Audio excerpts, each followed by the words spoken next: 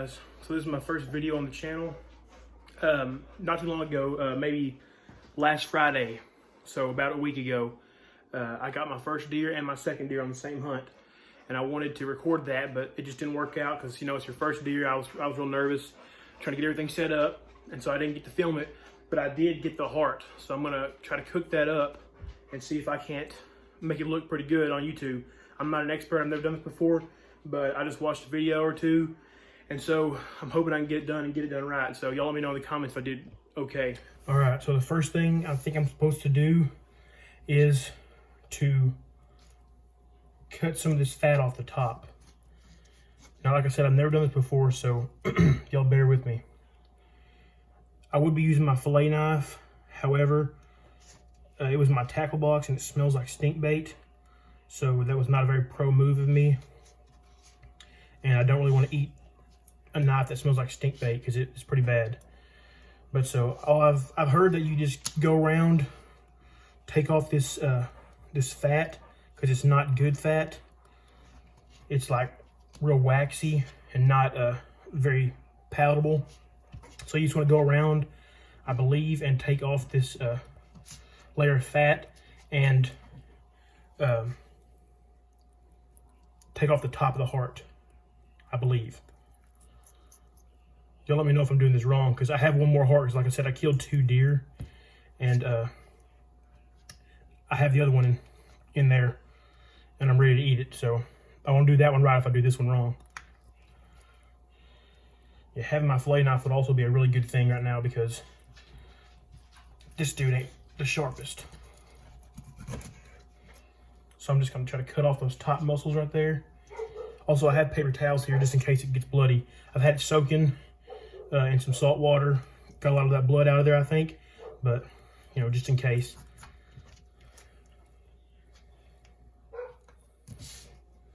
I always like to keep a plastic bag next to me so I can get rid of the scraps without getting them, you know, dripping in my trash or anything. So this is what we're looking at right here. We got some arteries. So a little bit of fat, so I'm gonna go ahead and trim that up. I do think that I'm gonna be cutting some stuff out of this video because, you know, it might be boring certain parts because, you know, I gotta get it done, and I don't know if I'll have something to say the whole time. But my main goal here is to cook this up, make it taste good, and hopefully I can take y'all along with me. And maybe, oh crap, I cut into the meat right there. See, I wasn't paying attention to cut into the meat. There we go. So yeah, I'm trying to follow what the video said. They said there's these heartstrings in there. To go ahead and follow this line right here for the first good piece of heart meat. Now, my knife skills aren't the greatest. I do like to cook, but I'm no expert, I promise you that much.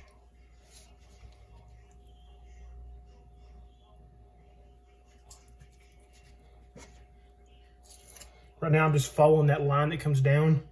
You can see it kind of right there better, I think. I'm just following that line to get this first piece of meat off.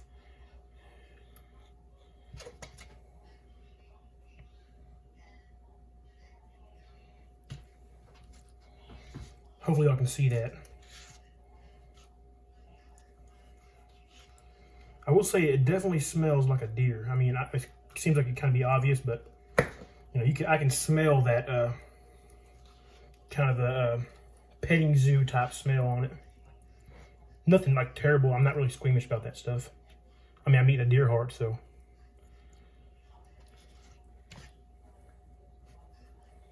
I'll try to get it turned where y'all can see it better.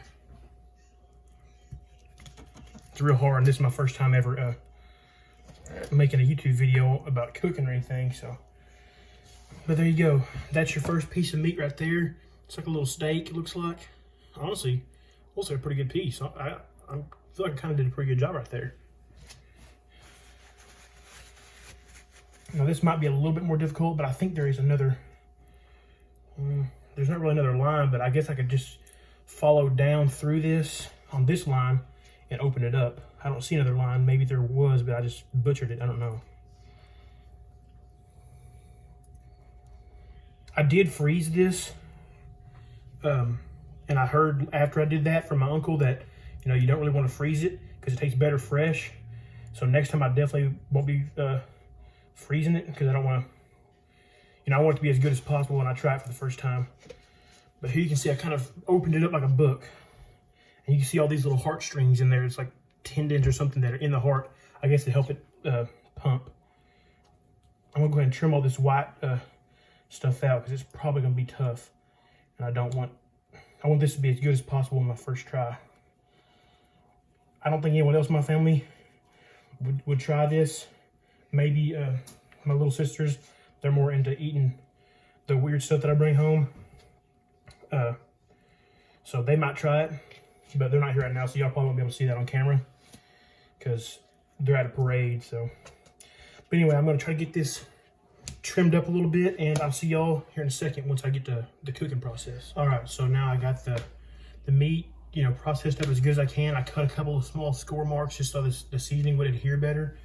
And so what I'm gonna start off with is a little bit of olive oil. I know that deer doesn't have a lot of fat on it, and especially the heart, because, you know, I had to trim most of the fat off. So I'm just gonna give it a quick spritz on both sides just to make sure the seasoning sticks, and then I can get a you know, hopefully it'll help the sear on the meat.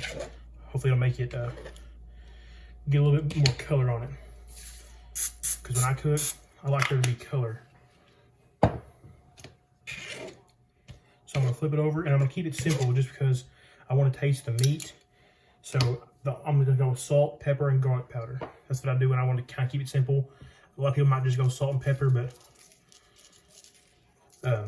I really like garlic powder, and I just feel like it adds a little bit, but it's not too overpowering. I want to salt them decently. I don't want it to be too salty, but I like to make sure it gets all the way through because a couple of these pieces are pretty thick, like half-inch thick, and then the smallest one is pretty thin. You can't really go too heavy on the garlic powder. It kind of sits in the background no matter what. And the last thing, I'm gonna try to make sure you can see it, but give a little bit of pepper on here.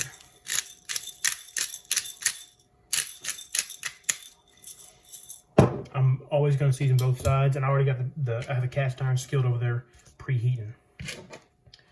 As part of the dish, a little side thing I'm doing, I have some onions and bell peppers cut up in a bag that I did the other day, and I put some seasoning on them. And so after I get these cooked up, I'm going to throw them in the pan too, soak up some of the juices of the deer, as well as just get nice and caramelized.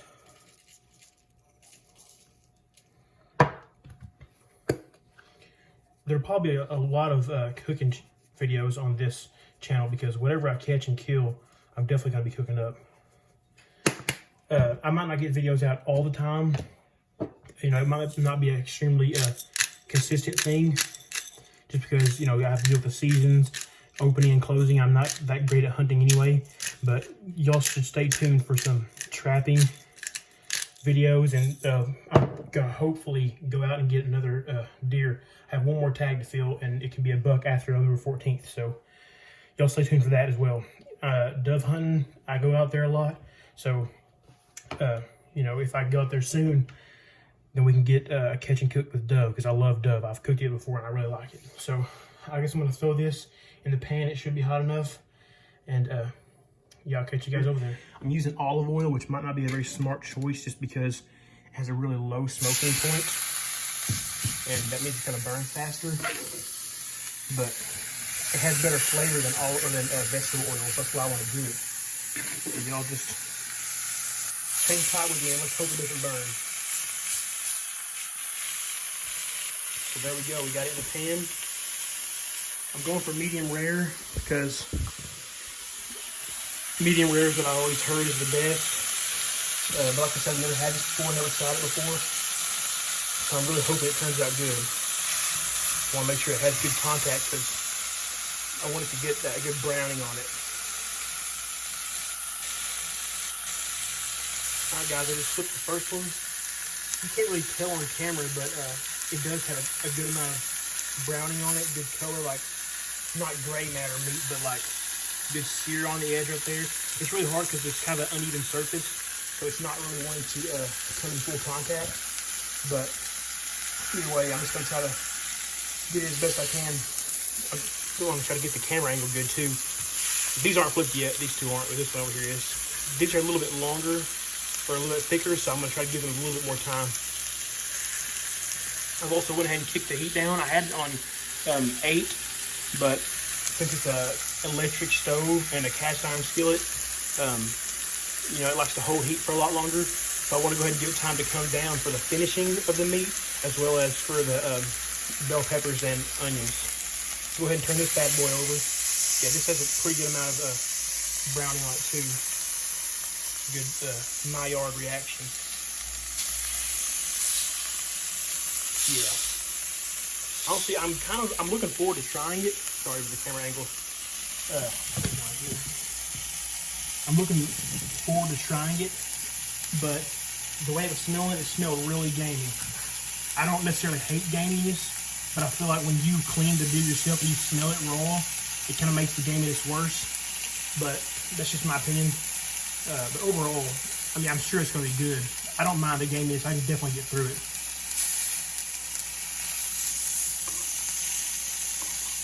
This bad boy right here might be getting closer to done. I guess I ought to get my meat thermometer out just so I don't overdo it. I'll grab that real quick.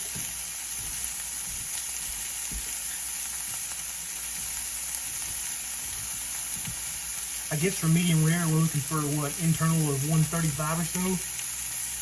I think, I'm not 100% sure. I like my steaks medium rare, but my family really doesn't, so when I cook them, I usually have to cook them medium. And I pull those at about 135, 140-ish.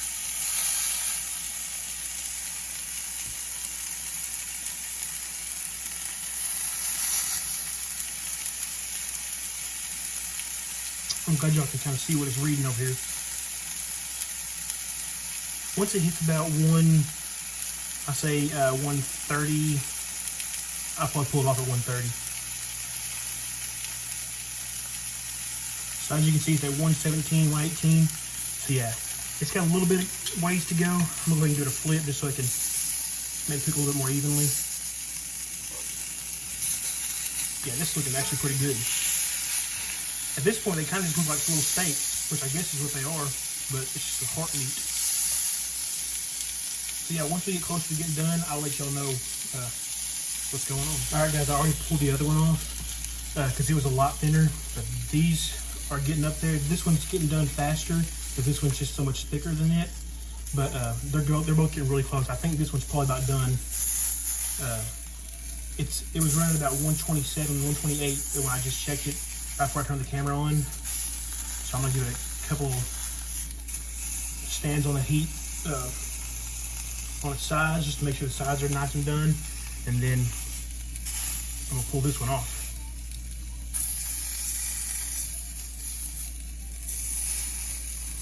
Hopefully some experts of cooking heart can comment and let me know if I'm doing it right or wrong, or if there's a better way to do it. I just assume that, you know, being able to get a good sear on it and keep it medium rare is probably the key, but at the same time, I really don't know. What's kind of worrying me is, I don't know if you can see it, but it's kind of red in the middle right there. I don't want it to be that red so far out to the edge, but I do want it to be medium rare. I brought the heat down to a 2 just because I started smelling a little bit like it was burning, but I think that's just the extra crunchy pieces on the side here. But hopefully it's getting, I'm gonna go ahead and pull this other one off though, because I think this is done. Now I'm gonna go ahead and check this one with y'all so y'all can see what the internal temperature is reading.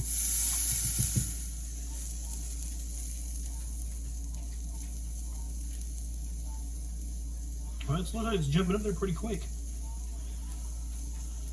Probably gonna stop around 137, I assume. I'll go ahead and pull this one off. Hopefully it's cooked done enough. Now I'm gonna go ahead and throw those onions and bell peppers in there so y'all can stick around if y'all want to see that too.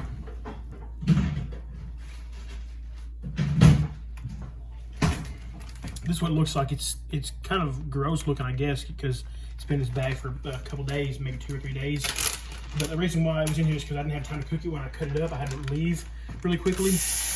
but I'll show you the seasoning I put on it here in a second too.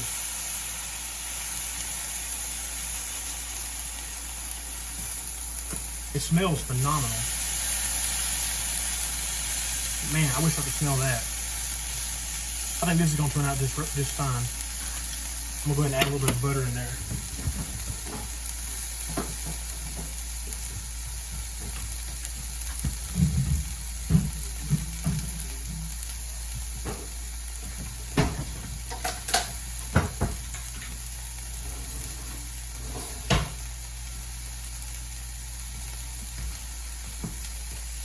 Just going to add this, I guess about maybe a little bit less than a tablespoon of butter. Just so I can get a little bit more oil. It looks like there's liquid in there. That's just the water that came out of the vegetables.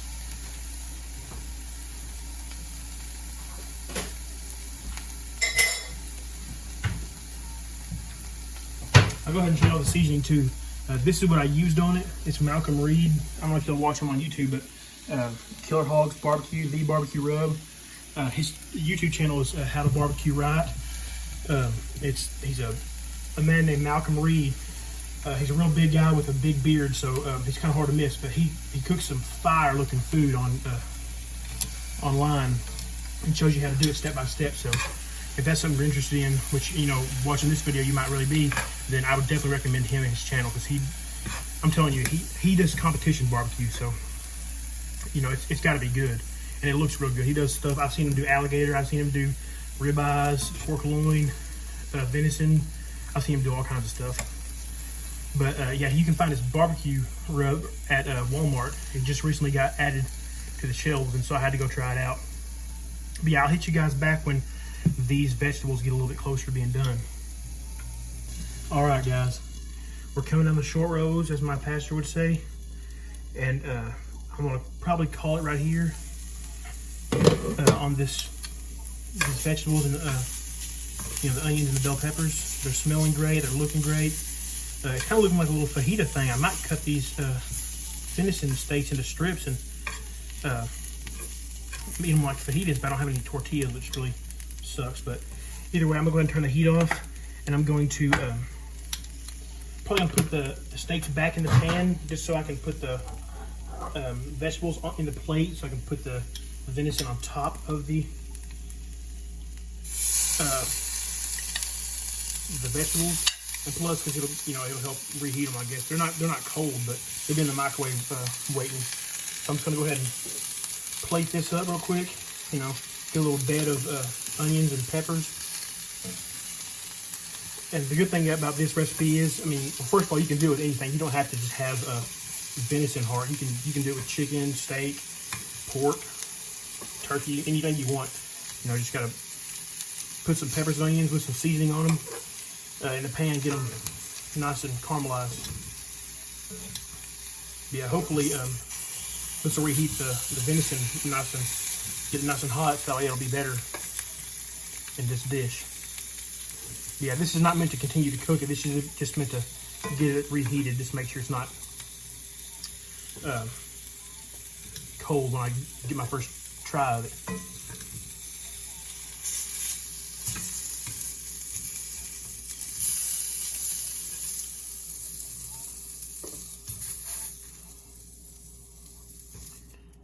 So yeah, that's what it looks like right there. I'll get back to the table, get everything set up, and then I'll hit back with you, let you know how it tastes. All right, guys, so I just got the plate on the table. Go ahead and show you all that. Plate right here. You know, I got my fork and knife and my drink. So I'm gonna go ahead and cut into this and let y'all see it. So cross your fingers and hope that I cooked it, you know, well enough, and you know, didn't overcook it or undercook it. My tripod just wanted to slide on this table. There we go. Try to get it more centered. All right, I'm gonna go straight in for this real big piece. See what I can't figure out about it. My dog's over here laying his head on my knee because he wants a piece of it. Honestly, that looks pretty perfect. Go ahead and give y'all a closer look. It felt a tiny bit tough, when I was cutting it, but nothing too extravagant. But that looks like a perfect medium rare to me. Maybe medium, but it looks pretty perfect. So I'm gonna go ahead and cut this a little bit smaller and give it a taste.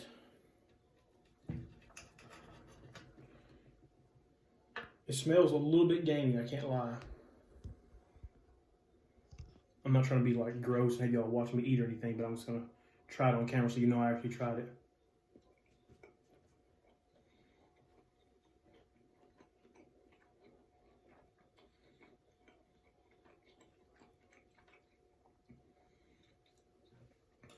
So it's good. It's definitely good. It's not quite a texture. I don't know how to describe the texture. It's a little bit unsettling, if I'm being honest. But I mean, it tastes like a steak. If you hand someone this, they would probably think it's a steak, but they probably wouldn't be able to tell what kind of animal it's from. It doesn't taste like beef. It doesn't taste like pork, but it is good. I can definitely get used to eating it. You know, you can see it's definitely cooked well. But yeah, so that's the deer heart. It honestly, it doesn't taste very gamey. I thought it was going to be really gamey because it smelled gamey when I was preparing it, and it even kind of has a little bit of a gamey smell right here, but it doesn't taste like that. The texture is a little bit weird. A little bit like, I don't really know how to, maybe like a little bit more spongy. It tastes like a steak, but the fibers seem like they're more tightly packed than a steak, and so it's a little bit spongy in a way. I don't know if you can see the texture of the meat right there.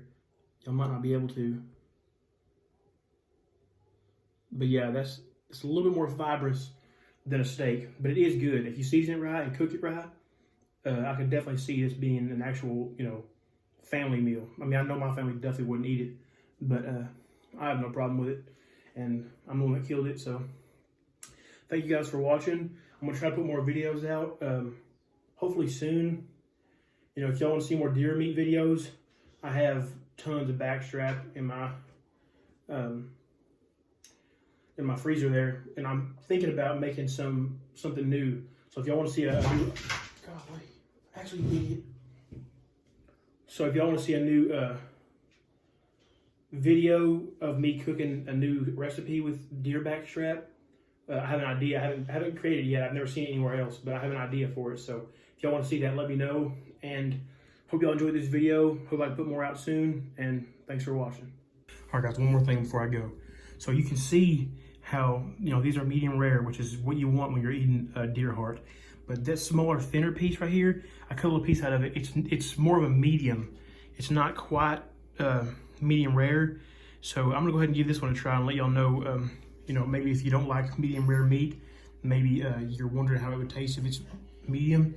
So I'll go ahead and give that a try and you know, let y'all know if it's terrible, if it's still palatable, you know, if it still works. So apparently I accidentally stopped recording before I showed you me eating it. So I went ahead and got another piece, and I'll go ahead and eat this one and then let y'all know what my thoughts are on it.